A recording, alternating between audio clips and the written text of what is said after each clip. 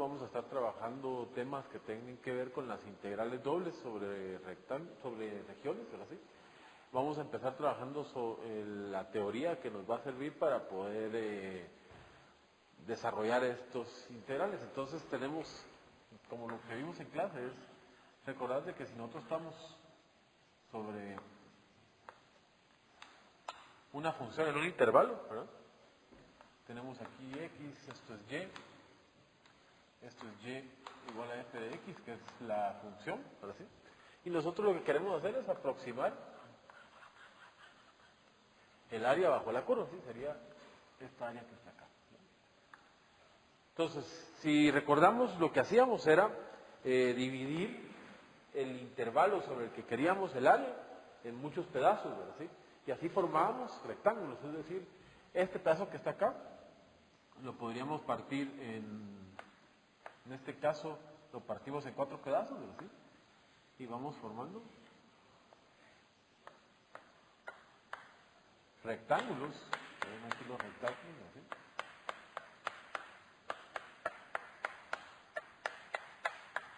Esos serían nuestros rectángulos. Ahora, si agarramos uno de esos rectángulos, nos vamos al rectángulo en la posición x sub i menos 1 y x sub i, ¿no? Vamos a decir que ese rectángulo tiene ancho x sub i menos x sub i menos 1, ¿sí? Que es igual a nuestro delta de x, que es el ancho de nuestro rectángulo. Como lo que queremos es encontrar el área del rectángulo, sabemos que eso es la base por la altura, ¿sí? Y la altura nos la está dando la función evaluada en un x sub i. Vamos a usar asterisco para decir que el valor que hablemos de la altura puede ser cualquiera que esté dentro de este intervalo, ¿verdad? Entonces de ahí formamos el área del iésimo rectángulo, que es igual a f de x sub i asterisco por el delta de x sub i, ¿sí? Que es justamente la altura del rectángulo por el ancho del rectángulo. Eso sería el área de este rectangulito chiquito que está acá. Pero como lo que estamos haciendo es metiendo varios rectángulos abajo de la curva, tenemos que hacer la suma de todos los que podamos meter, que sería la suma de n igual a 1 hasta el infinito del f de x sub i asterisco por el delta de x sub i, ¿verdad? Y eso es una aproximación del área bajo la curva. ¿Qué era lo que hacíamos para que se mejorara la aproximación? Lo que hacíamos era hacer que este intervalo se hiciera muy pequeño, o metíamos un montón de rectángulos, que es lo mismo. Entonces, al hacer este intervalo muy pequeño, el área de todos los rectángulos se aproxima mejor al área bajo la curva. Entonces, para hacer eso, nosotros usamos como nuestra herramienta al límite. Decimos el límite de cuando delta de x tiende a 0, que es lo mismo que decir, hacemos, aquí es i y aquí es n. Es lo mismo que decir, hacemos n tender al infinito, ¿verdad? ¿De quién? De la suma esta, que sería la suma de i variando de 1 hasta n del f de x sub i asterisco por el delta de x sub i. ¿Ya? Entonces, esto que está acá ya es el área bajo la curva, ¿sí? Y se conoce como la integral de Riemann, y la resumimos en esta S estilizada, ¿sí? Decimos el intervalo sobre el que estamos encontrando el área bajo la curva de la función por el diferencial de x. Y eso es el integral que trabajamos de una sola variable. Entonces, lo que yo quiero que hagamos hoy es que extendamos la idea de esta integral hacia una función que está en el espacio. Y así vamos a ir subiendo de dimensión. Entonces, para eso tenemos que trabajar sobre la siguiente imagen que tenemos proyectada aquí en la pantalla, donde podemos ver, ¿sí?, de que la idea que mantuvimos del primer integral se mantiene, que sería, como los dominios ahora son dependientes del eje X y del eje Y, o sea, el dominio es una superficie plana, nosotros establecemos un intervalo para X un intervalo para y lo partimos en pedacitos, ¿sí? Entonces, en lugar de cada partición que le hacemos a este intervalo y cada partición que le hacemos a ese intervalo genera esta matriz que se ve ahí, ¿ya? Todos podemos ver la matriz. Esto sería, si agarramos uno de los pedacitos, ¿sí?, y le evaluamos el pedacito, lo que vamos a obtener es una columna, ¿verdad?, donde la base está dada por el cambio en Y y el cambio en X, ¿verdad? Y la altura nos la da el valor dentro del cuadrito evaluado en la función, ¿sí? Ahora, aquí si lo ven, lo que estamos haciendo no es calculando un área, lo que estamos calculando es un volumen, que sería el área de la base por la altura, es el volumen de esa columna.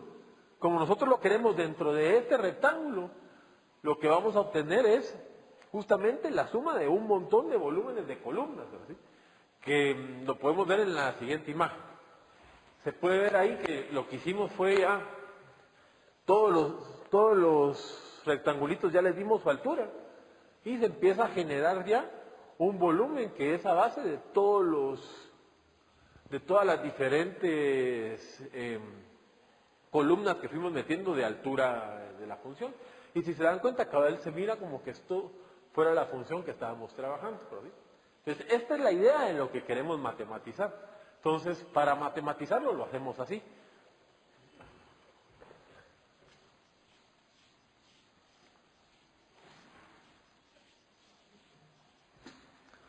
Nosotros agarramos el dominio, ¿sí?, que es X y Y. Partimos X en el intervalo de A a B y Y en el intervalo de C a D. Hacemos particiones, ¿sí?,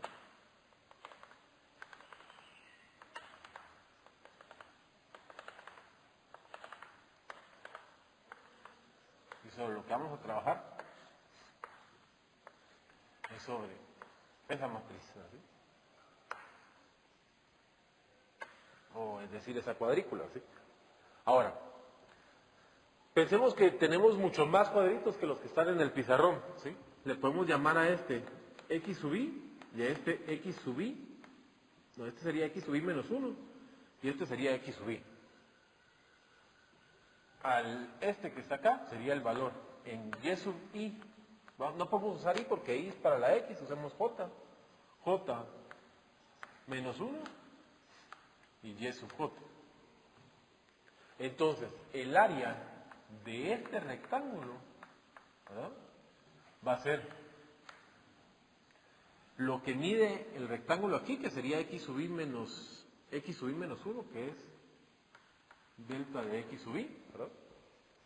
Y lo que mide aquí el rectángulo, que sería Y sub J menos Y sub J menos 1, y eso nos va a dar un delta de Y sub J. ¿Okay?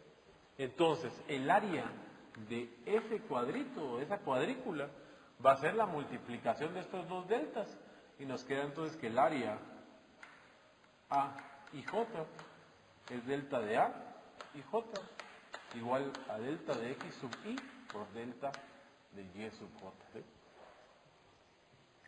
Entonces ya tenemos el área de la base. Como lo que estamos calculando es un volumen, necesitamos saber cuál es la altura, pero la altura nos la va a dar cualquier valor que nosotros evaluemos dentro de ese rectángulo. ¿Sí? En este caso, vamos a decir que la altura de la columna es igual a la función evaluada en un valor X sub I y en un valor Y sub J. Podemos poner asterisco. ¿Sí? Asterisco. Estos son dos subíndices, IJ y IJ. ¿Sí? Entonces nosotros nos colocamos en algún valor aquí, de aquí sale una columna y esa altura nos la está dando la función. ¿Sí? Entonces ya formamos nuestra columna. Entonces para formar el volumen, decimos que el volumen del IJésimo elemento de esta matriz va a ser igual a F de X sub IJ asterisco por Y sub IJ asterisco por el delta de X sub IJ delta de y sub i j. Ese sería el volumen de solo uno. Ahora, ¿qué tenemos que hacer? Bueno, lo que tenemos que hacer es sumarlos todos, ¿verdad? Pero necesitamos recorrer las filas y las columnas completamente. Entonces tenemos que variar dos subíndices, entonces aparecen dos sumatorias y nos queda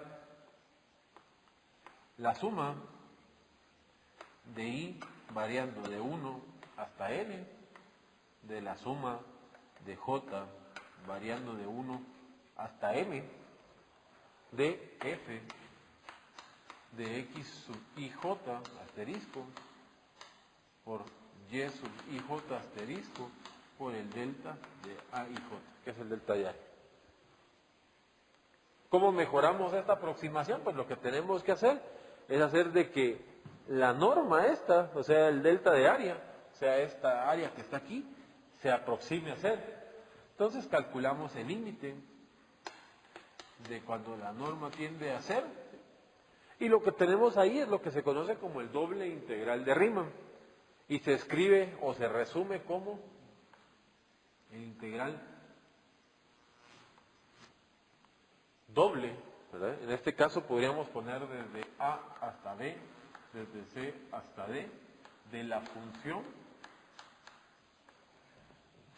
con respecto a y primero y después con respecto a x. Es decir, primero sumamos las filas y nos vamos corriendo columnas, ¿verdad?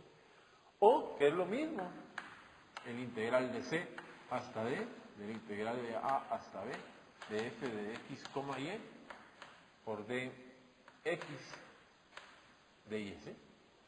Eso sería, primero estamos sumando columnas y nos vamos corriendo filas, ¿verdad? Y todo esto lo podemos resumir en el integral doble sobre la región B de f de x, y, diferencial de área, donde B es la caja esta que nosotros definimos, ¿verdad? Entonces, esto sería lo que es la definición del integral cuando estamos trabajando sobre una superficie, ¿verdad? Entonces, ahora lo que quiero que trabajemos es cómo podemos aplicar lo que aprendimos de integración en las matemáticas que estudiamos previamente al cálculo de esto, porque nosotros sabemos de que cuando nosotros trabajamos un integral, nosotros usamos el teorema fundamental del cálculo para poder evaluar en los límites que están ahí. Entonces, ¿cómo podemos hacer para usar eso, para evaluar estos integrales? Entonces, hacemos lo siguiente.